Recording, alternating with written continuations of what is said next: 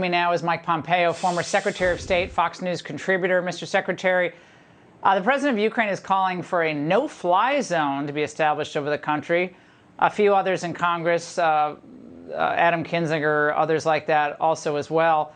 Biden is opposed. What could possibly go wrong with a no-fly zone, Mr. Secretary? Well, Laura, thanks for having me on this evening. A whole lot could go wrong. The hard work should have been done months ago. You talk about this being a six-day war. We've known Vladimir Putin's intentions for a long time. We saw him building up these forces.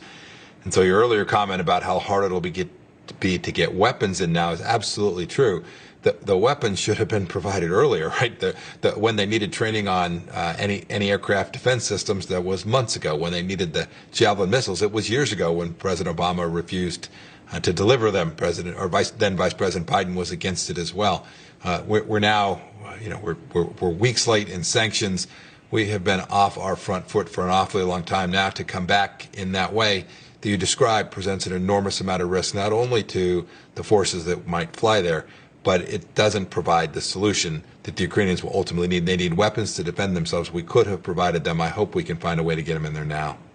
Mr. Secretary, I think it's important for our viewers to understand the scope of what we're talking about. And that means what the Russian military, even though it's a fraction of what it was in many ways in the Soviet days, it's still a significant force. Okay, some of these facts.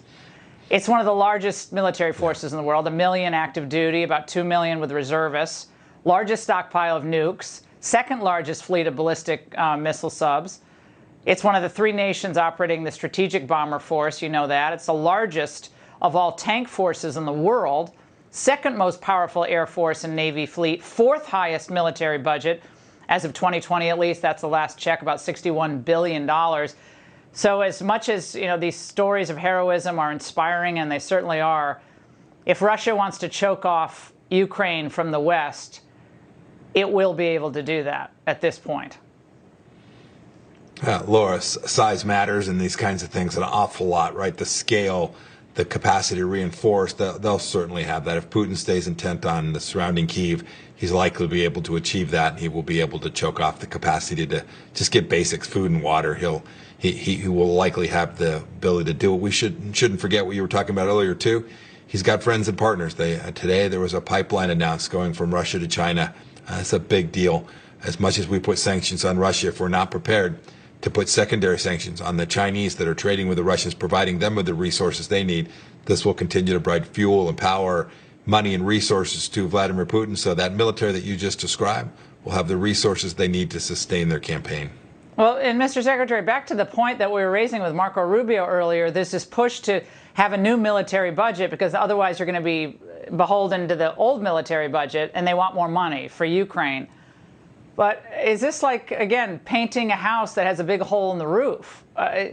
Sending billions out the door to Ukraine at this point, additional expenditures, with the military leadership we have, with the wokeification, with the China policy, what are the American people going to get out of that? I mean, sorry to be so crass, but this is the American people's money. As heartbroken as all of us are and as desperate as we want Putin to fail. Well, I think we can provide these resources to them well within the budget that we currently have. I don't think this is a matter of, we're talking about tens and perhaps up to several $100 million worth of weapon systems. We're not talking about huge dollars. Your second problem, the problem you identified as someone who was a cadet a few years back and served in the Army himself, I am very worried about making sure that our military is focused on the things it needs to be focused on, right? You design a military to be lethal, not to be woke, not to be diverse. You design it to engage in the functions that protect America. We put America first for 4 years. We drove our military to do just that. When we lose sight of that focus, when we wander off onto other tasks and we say, boy, our airplanes and our ships should be powered by green energy, those are the things our adversaries see. That's when weakness is clear to those who want to do harm to us. We can't let that continue to happen. Any money that the military gets to be focused on the singular purpose of securing America. Yeah, one-line response to Alexander Vidman, who apparently earlier today said this was inevitable. I only got time for one-line response. Not inevitable. America could have done a lot more to create real deterrence and stop Vladimir Putin from doing what he does. It's his war, but the West could have done a lot more, a lot sooner.